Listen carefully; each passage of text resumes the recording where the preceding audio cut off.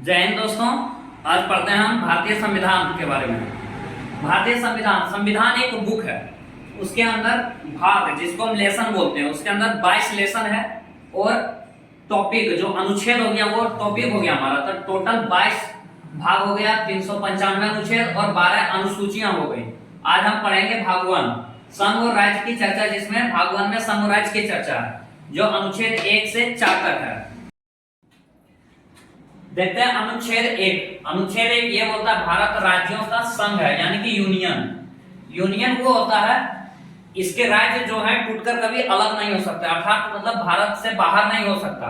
जो भारत है भारत के अंदर ही रहेगा। एक होता है कॉन्फेडरल, कॉन्फेडरल परिसंघ। परिसंघ होता है कि छोटे छोटे राज्य मिलके अपनी सारी शक्तियां केंद्र को दे देती है और केंद्र उस सारी शक्तियों का इस्तेमाल करती है, लेकिन ये कभी भी अलग हो सकते हैं, इसमें कोई एग्रीमेंट वगैरह नहीं होता। एक होता है फेडरेशन, संघ, इसका भी हिंदी संघ होता है। तो फेडरेशन वो हो गया, इसमें भी छोटे छोटे राज्य रहते हैं, आपस में मिलकर सारी शक्तियां केंद्र को दे देती है, इन सारी शक्तियों का इस्तेमाल केंद्र करती है। लेकिन इसमें कुछ एग्रीमेंट वगैरह होते हैं, जैसे अमेरिका, वो राज्यों का संघ है, वहां सारे राज्य आपस में मिलके सारी शक्तियां अपनी केंद्र को दे दी है और उस सारी शक्तियों का इस्तेमाल वहां की केंद्र करती है। और यूनियन, यूनियन संघ, भारत यूनियन है, इसके राज्य कभी भी टूटकर अलग नहीं हो सकते हैं, यानी एक बार जो भारत में एंट्री हो गया वो कभी बाहर नहीं जा सकता। अनुच्छेद 2, अब देखते हैं अनुच्छेद 2। अनुच्छेद 2 बोलता है संसद राष्ट्रपति की पूर्व सूचना पर किसी विदेशी राज्य को भारत में मिला सकता है। जैसे संसद, भारत में संविधान में सारी शक्तियां संसद को दी गई है। संसद एक हो गया लोकसभा और एक हो गया राज्यसभा, इसमें राष्ट्रपति भी आते हैं।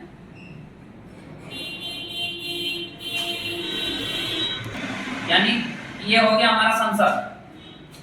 लेकिन संसद जब किसी विदेशी राज्य को भारत में मिलाएगी तो इससे पूर्व राष्ट्रपति को सूचना नहीं देना जरूरी नहीं है, क्योंकि अगर बाय द वे बॉर्डर पे लड़ाई छिड़ी है और संसद राष्ट्रपति को अनुमति मांगने के लिए राष्ट्रपति को सूचना करती है और राष्ट्रपति सूचना पर कब अनुमति देते हैं वो तो पता चला कि भारत दूसरे राज्य को क्या मिलाएगी, भारत का राज्य उसी दूसरे देश में चल गया। इसलिए पूर्व सूचना पर ही संसद किसी विदेशी राज्य को भारत में मिला सकती है। जैसे सिक्किम पहले स्वतंत्र देश था, तो जब चाइना वालों ने तिब्बत पर कब्जा कर लिया तो उसको देख के सिक्किम क्या हुआ, डर गया।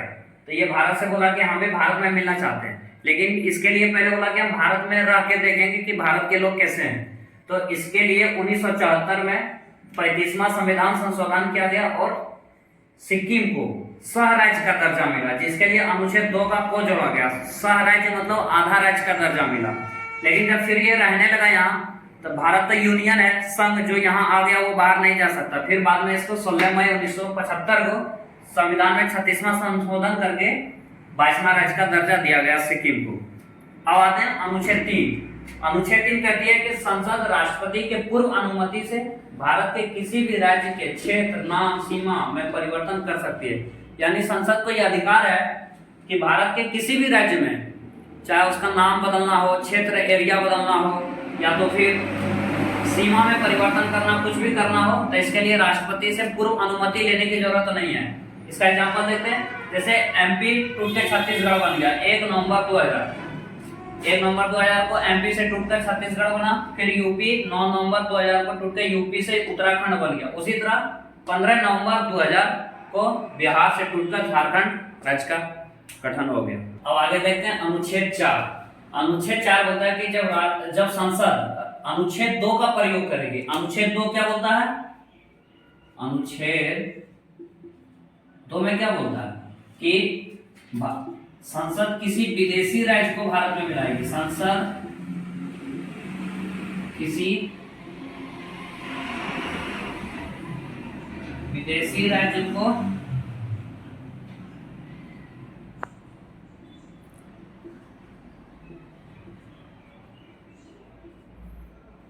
मिलाएगी। या अनुच्छेद 3 का प्रयोग। अनुच्छेद 3 में क्या बताए थे?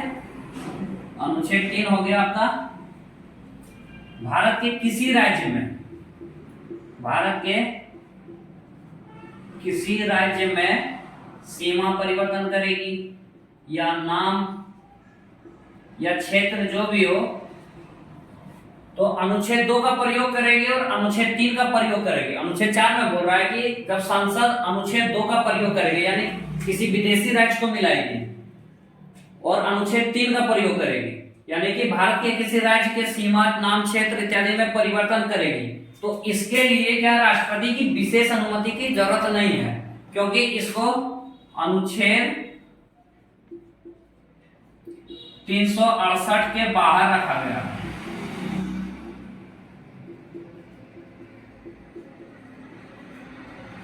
यानी कि जब अनुच्छेद 4 ये होता है कि जब संसद किसी विदेशी राज्य को भारत में मिलाएगी या भारत के किसी अन्य राज्य में क्षेत्र परिवर्तन, एरिया में परिवर्तन करेगी, नाम बदलेगी या इत्यादि कुछ भी करेगी, तो उसके लिए राष्ट्रपति की विशेष अनुमति की जरूरत नहीं है, क्योंकि इसको जो है अनुच्छेद 368 के बाहर रखा गया है।